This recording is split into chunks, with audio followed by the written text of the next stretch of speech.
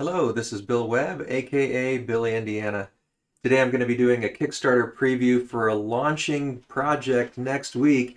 It is Cities of Venus Survivors. This is the second in a trilogy of games from 10 robot games in the Cities of Venus universe. In Survivors, it involves using polyominoes and dice manipulation, and it's a standalone sequel to the original Lost Contact game. So if you'd like to see how the game plays and hear my thoughts on this prototype version, stay tuned.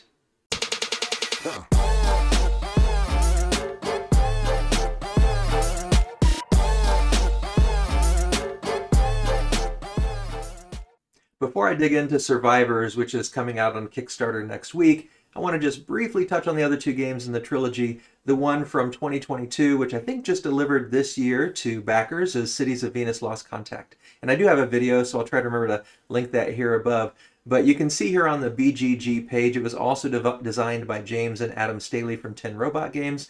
It was a worker placement game, and it was more an engine building efficiency puzzle where you tried to maximize your obtaining of cards and your placement of workers.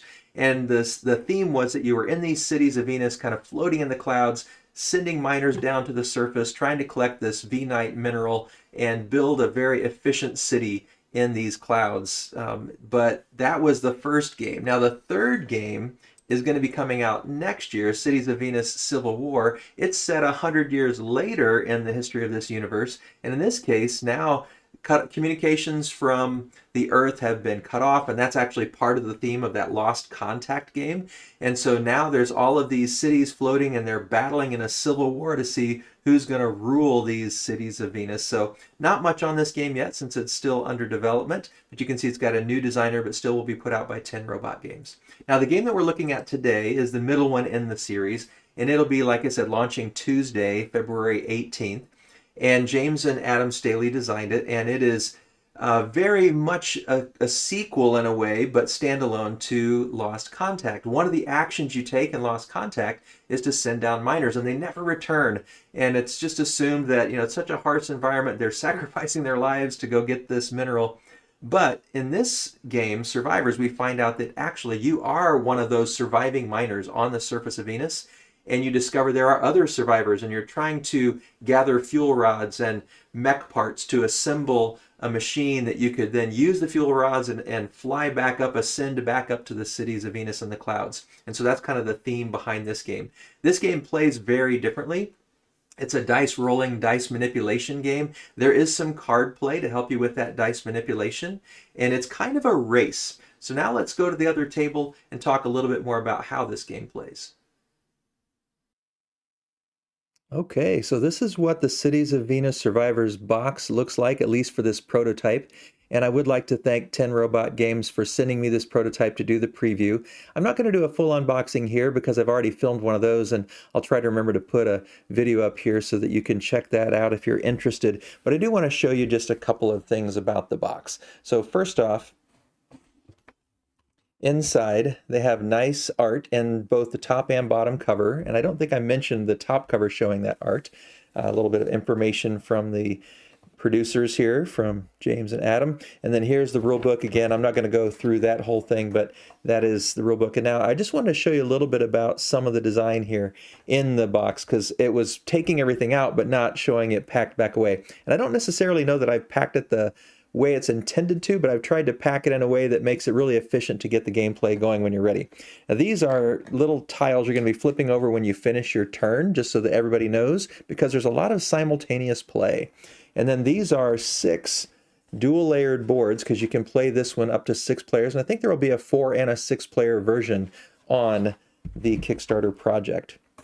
Underneath that, there are a bunch of these tiles where we're going to be placing polyominoes as we explore the surface, and they fit in these nice little wells, which probably will be a little bit deeper in the final version just to hold things in a bit better. And then some of them have this back, which are the starter tiles, and the others are two-sided so that you can, each time you pick a tile, decide which side you want to play. And then there are 2 different kinds of dice, and I don't think they're necessarily intended to be stored this way, but I found it quicker to get the game back to the table by organizing it this way. I think these are supposed to be underneath and the other pieces on top, but then when you pull the bottom out, it makes it easier to not have to move the pieces around before you start the game this way. So I just keep these kind of darker colored dice in this bag, and that's what every player is going to need 4 of. And then there's these pink dice, which are booster dice that you're going to be using to boost your actions. And I just put those there. And then there's the different cards here. Let me pull those out so they don't fly all over when I pull this lid off. And there's 2 different kind of cards. There's these gear cards that are mech parts that you're reclaiming on the surface. And then there's these engineers. You find actually there are other survivors down on the surface in addition to yourself. And this lid comes off. See if I can pop this off here. There we go. And then underneath, this can come out, and it has all the polyomino pieces in it. And so this is why I like to just keep the dice on top and this on bottom. And I think I did show this in the unboxing. It's a pretty cool art there. But this is, once it's out, you've got all the polyomino pieces, and then you've got these here. And I do think from the way the game is described that you are supposed to end up with these pieces here while you're playing.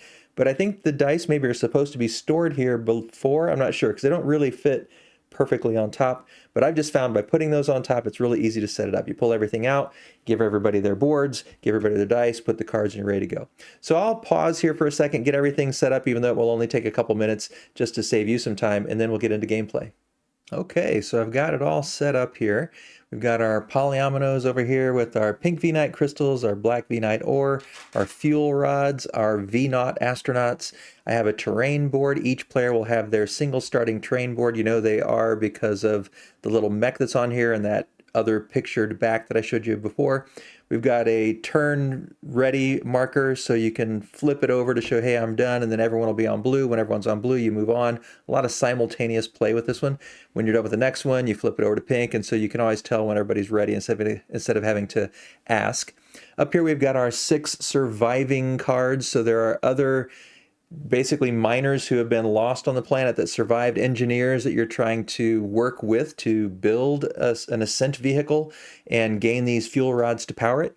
And then there's also mech parts that you find. There's always going to be a group of 4 of these out. Anytime one gets taken, you just flip over from those cards to replace.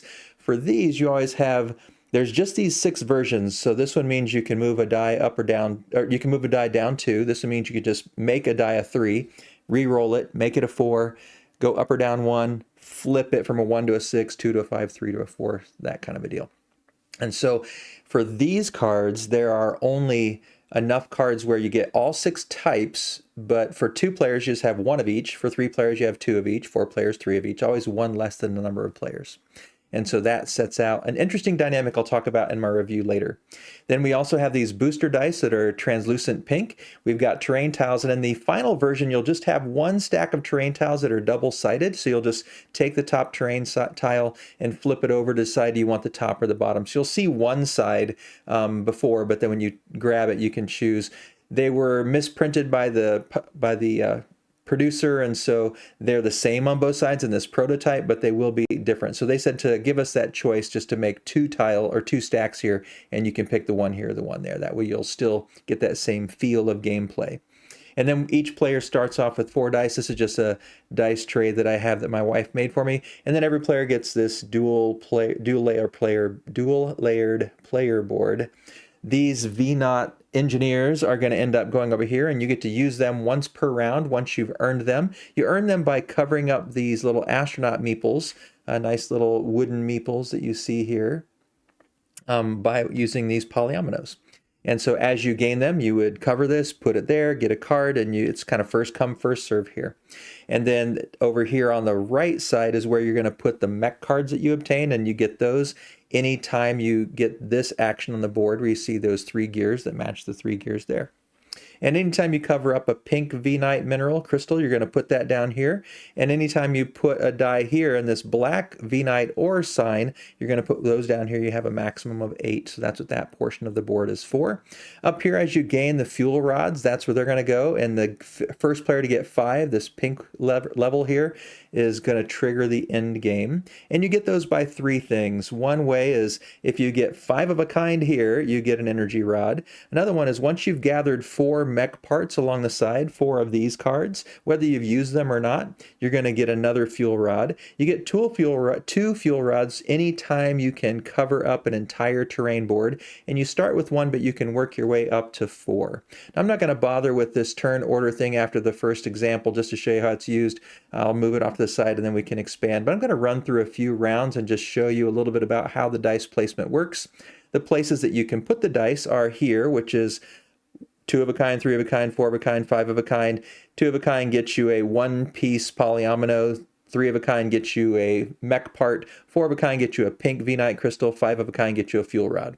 Up here, you're looking for runs. So a run of 3 will get you a 3-piece polyomino. A run of 4 gets you a 4-piece polyomino. As I mentioned, putting a die here, any number gives you a black v-nite crystal. Over here, looking for the full house. And so 2 of a kind, 3 of a kind, you get a 5 or a 6 size polyomino down here in this corner. Up here is basically like your chance in Yahtzee. You can put whatever you want there, and as long as you get 3, you're going to get a 2-sized polyomino. And then these down here, you can spend a die in one of these to go up or down 1 to manipulate one of the others that you've placed somewhere else. So I'm just going to go through a few rounds and kind of show you how the game plays and give you a feel for that. So each player is going to simultaneously take their dice and roll them, and then try, oh wow, I got a great roll. I try to figure out what you want. So I've got a 1, and I've got a 2, and I've got a 3, and I've got a 4. And so I'm not starting, I don't have to try to manipulate anything. I just got a run right away, and I've got up to a 4-size polyomino. So looking here at my polyomino has to touch the mech for my first action. And when I work my way towards this v-knot so I can get some of these, just find these other survivors and get their abilities, because everyone's got their own special abilities. So we want to find another one to help me build this ship so we can ascend back to the city up above in the clouds. And so I'm going to take, I think, this one, a 4-sized one, and it has to cover the mech, and then I'm just going to put it here. I've covered that v-nite crystal, so then I get to put that in my bay, and that's the first round. I would just flip this over to say, hey, I'm done. Everybody else is doing that same thing simultaneously. When everyone's blue, we can go on to the next round. So for the next round, I can say, well, I'm going to spend this pink v-nite because we use these to get a booster die. That's how you get these pink ones. So I'm going to spend this, and this round, just this one round, I get a pink booster die. And so then I'm going to do the same thing I did before. I'm going to put this down, and let's see. I also have a pretty good shot at a run here. So we got a 1, and I've got a 3, and I've got a 4, and then I've got a 5 and a 3. So I'm going to put this 5 here to use the down 1 action and turn this to a 2. And now I've got another run of 4, which gets me another 4-sided piece. I'm going to actually just take the same size piece, but I'm going to flip it and put it this way. I'll cover up that astronaut and also cover up that crystal. That gives me another crystal here. I'm going to put the astronaut here, and then I get to take one of these engineers. So I'm going to take this one, which allows me once per turn to raise a dice value up or down 1, and so I can move it back and forth to show I've used it, and then next round I'm going to be able to use it again. And so that was what I gained from finding this other survivor. Now we can work together. Now I have another v-nite. I can use it or save it. I'm going to go ahead and use it. So I'll spend it to keep this booster die and roll again. And I've just, I've flipped this over. Hey, I'm done when everybody's done. So I'll throw this off to the side because I don't think we need to keep showing that step. But that way I get room to move here because I'm going to be expanding this soon, hopefully. All right. And so I roll this again. Let's see. I think actually I'm going to be able to come up with a decent run again. I've been pretty lucky with this. So again, I'm going to put this 5 here to go down, and I'm going to switch this to a 3. Hope I did that right. That was a 4, wasn't it? And then I've got my run of 4, and now I've got another tile. So I just get one of these 4-sided tiles. I'm going to pick this one. When you place the tile polyominoes, they have to touch a pre-existing polyomino. And like I said, you have to start where your mech was. You can't cross these borders where you've got these rock piles. You have to go around those, but you are trying to cover up the whole thing. But I want to go and expand into my terrain, so I'm going to pick one of these 2 things. This one's kind of far away and harder to get to in terms of where the astronaut's at, so I'm going to pick this one. And as long as you can place a polyomino that's going to carry over onto the next piece, you can choose that. It doesn't cost anything. And so I'm going to put that there, which covers another v-nite crystal, and now gets me on to the next board. And so now I've got a v-nite crystal, I'm onto 2 boards, and I just keep going. I would flip my tile, show I'm done, everybody else is doing the same thing. Let's do a couple more turns here just so you can get a feel for it, see if maybe I can earn one of these fuel rods. So we'll play that, so I get to still roll 5 dice with my extra booster die. And we'll roll this out. Let's see, I've got 4 threes. All right, so let's work on this here. We got a 3 and a 3 and a 3. Let's see, do I want to just use another 3 here? Yeah, we'll do that. I'll go a 3 here. That's going to give me a pink crystal, and go here, which is going to give me a black crystal. Now, the black crystals are good in the end game, but they're also always a plus or minus 1 if you spend them. And so I'll get my pink for going 4 of a kind and get my black one for going here, and that's my turn. I would flip my tile and I'm done with my turn. So you can see the turns are very snappy. My wife and I played a game just before I started filming, and I think it took us maybe 20-25 minutes for a 2-player game, and really the number of players doesn't significantly necessarily extend the length of the game very much because there's so much of the gameplay that's simultaneous. Maybe just a couple more turns. So yeah, let me go ahead and spin this v-nite again so I can keep using that booster die. And let's see what I can come up with this turn. All right, so it looks like I've got something towards another run here. Yeah, let's use this. So I'll do a 1, and then a 3, and then a 4. And then I'm going to use this to turn this to a 3. And then I'm going to put this here to turn it to a 2. So you can manipulate the dice multiple ways. So now I get a 4-piece piece. And so let's see, let's do another one of these here. And I'm going to put it this way. So I forgot, when you do put one of these out, you are supposed to cover these to remind you to take them. I guess you wouldn't necessarily have to, but it is kind of nice to have them out there. All right, so I'm going to put this here and cover another v-nite survivor. And so he goes here, and then I get to pick another action. So let's do this one, which would let me flip the dice. All right, and it's the end of my turn, and so I'd flip my card to show I'm done. I'm going to slide these back because the next round I can get them again. But now I don't have any pink v-nite crystals, so I can't use the booster die this turn, and I'm just going to have these. But I still keep the black one because I didn't spin that.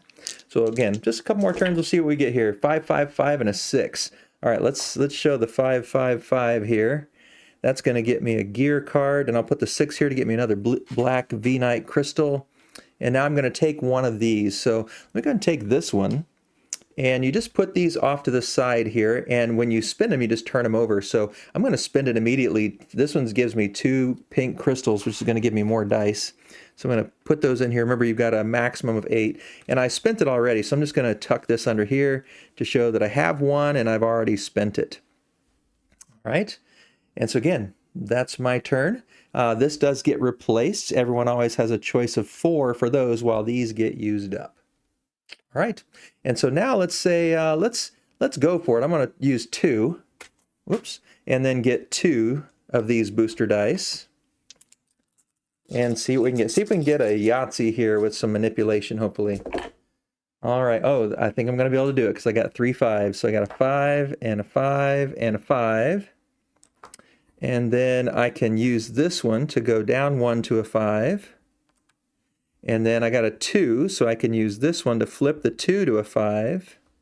And then I'm just going to put this one up here for another v-nite crystal, v-nite ore. There we go. So I've got 5 of a kind here, my Yahtzee, which gets me a fuel rod, and I put that in here. Now I've got one of my 5 fuel rods. Again, the first player to get 5 fuel rods triggers the next phase of the game, the launch sequence. So the storyline is we're trying to gather enough survivors together and enough mech parts here together, which gives us, and fuel rods, which gives us the ability to build an ascent vehicle to fly back up into the clouds. And so once someone has reach that 5 fuel rod level, they have enough parts, they have enough fuel, they can ready and try the launch sequence. And for the launch sequence, it's kind of a one-shot roll-off. And so let me adjust this here and just show you what it might look like towards the end of the game, and what my board might look like once I've reached 5. So we'll just give a quick pause here. All right, so here's what my situation might look like when I've reached a point of getting the 5th fuel rod, or if someone else in the game had beat me to it.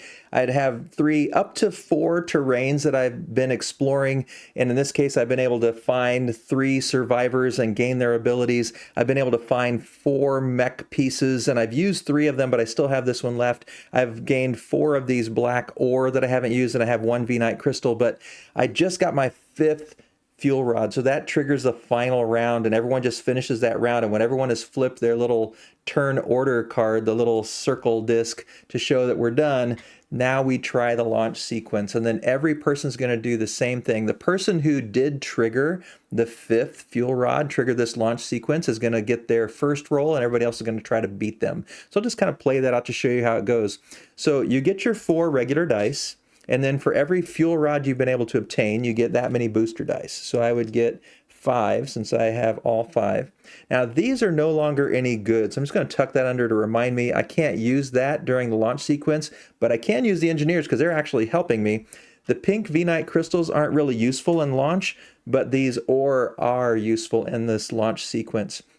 And so I'm basically trying to get the largest number of the same number of dice using the manipulations that I have left. So I'm going to roll this, and I want them to be the highest number in case there's a tie. Oops. Sorry, dropping the dice all over here. Here we go. All right, so I'm looking at what I've got here. I've got some 6s. Let's see here. I got some 4s. Let's see how many 6s I can get. Got 2 6s and 2 4s.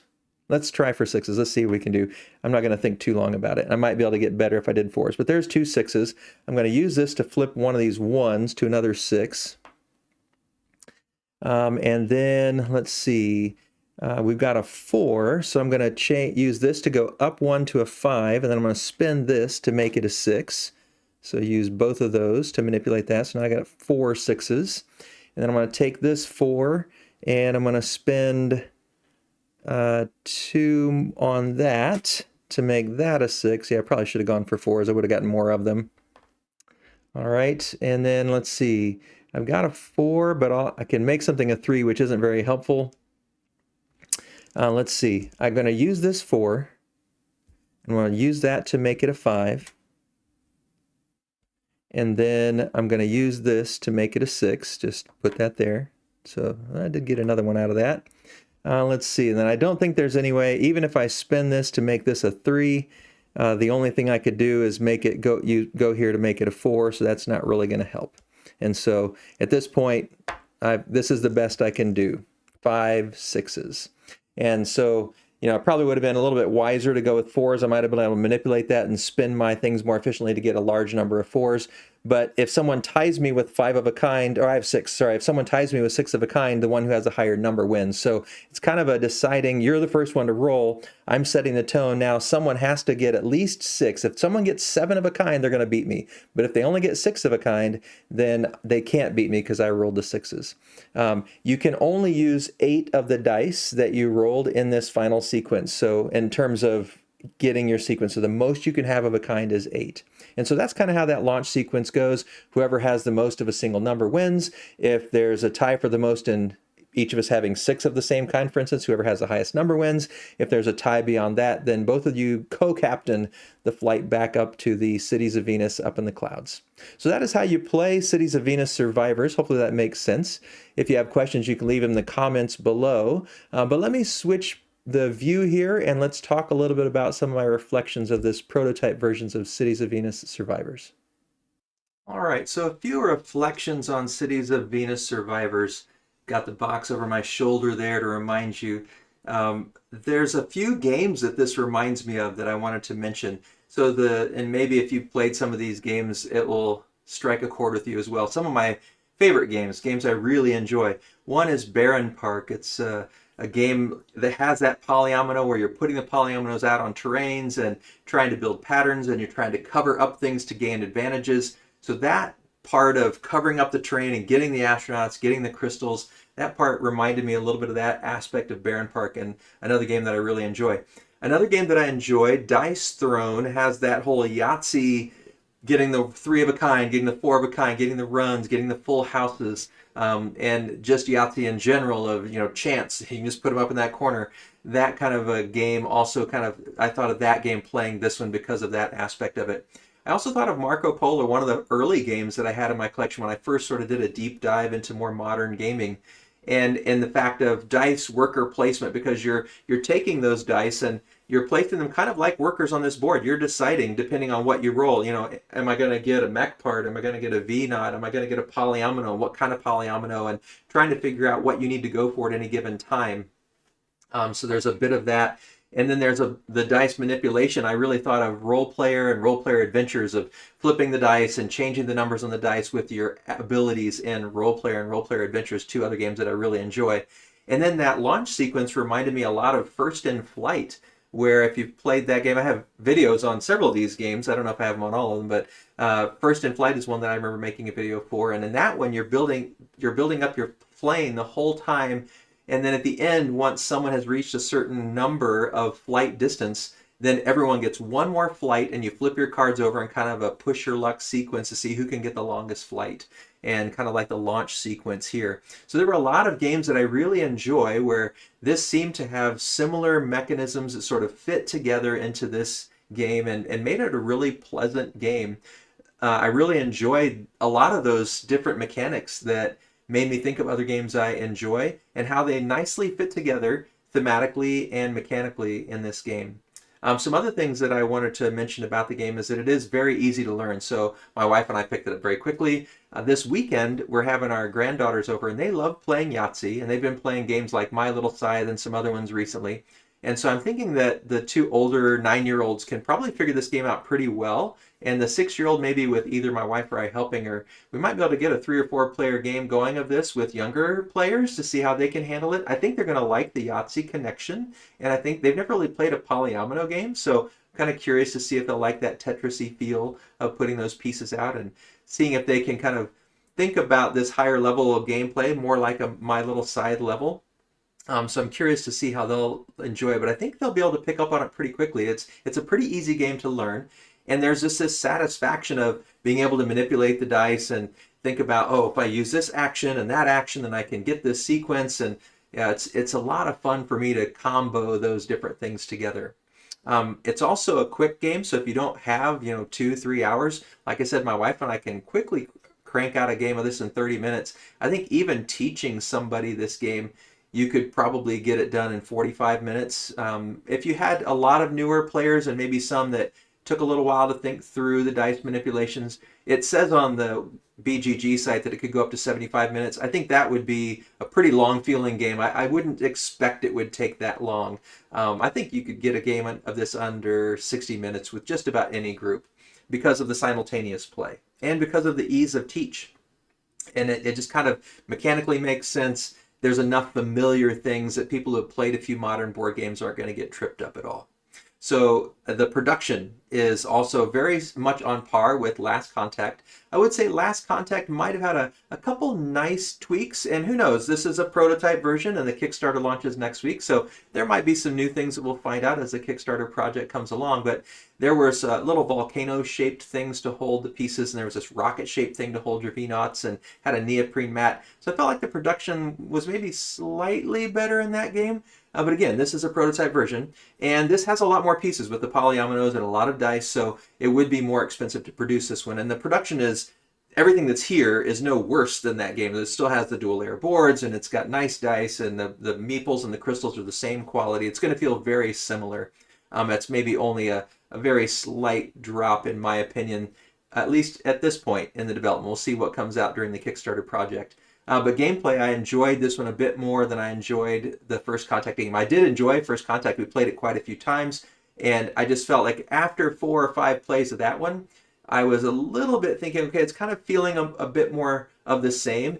And so if I want to play that game as over and over and over again, I didn't see that having quite as much longevity. I think this one will, just because even though we're going after the same goals and you're going to find kind of some good routes of which cards might be a little bit more powerful. My wife and I have started to figure out which ones seem to be the best for us to kind of work quickly to achieving that 5 fuel rods.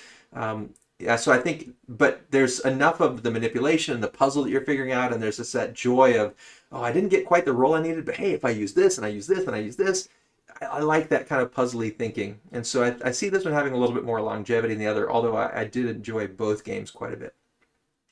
I'm really looking forward to the Civil War game, just as a side note, that'll come next year. I think that will be a lot of fun as well.